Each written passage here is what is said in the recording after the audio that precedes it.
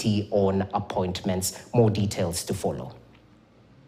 Now, a family in Kapchero, Marakwet West, Elgeyo Marakwet County, is reeling in shock after their loved ones were seriously injured in an alleged panga attack.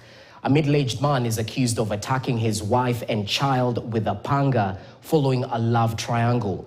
Marakwet West Police Commander Fanuel Nasio confirmed the incident, stating that the suspect was later killed by angry villagers.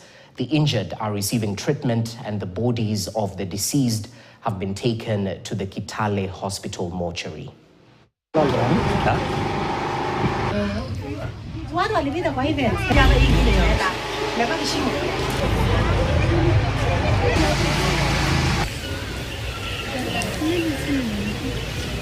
Kuna wamama walikuwa pale wanasema ndio huyu.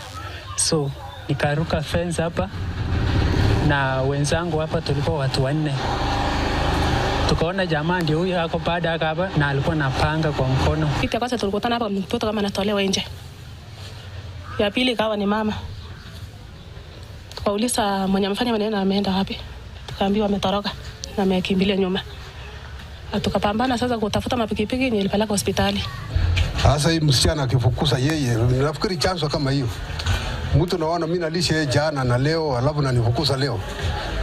Kwa hivyo problem kubwa sana ni property ile iko chini hapa. One by the name Nashwan had attacked the nurse at his house, whereby he used a panga and he seriously injured the nurse on the forehead, and after that he turned to the son of that nurse, also injured the son.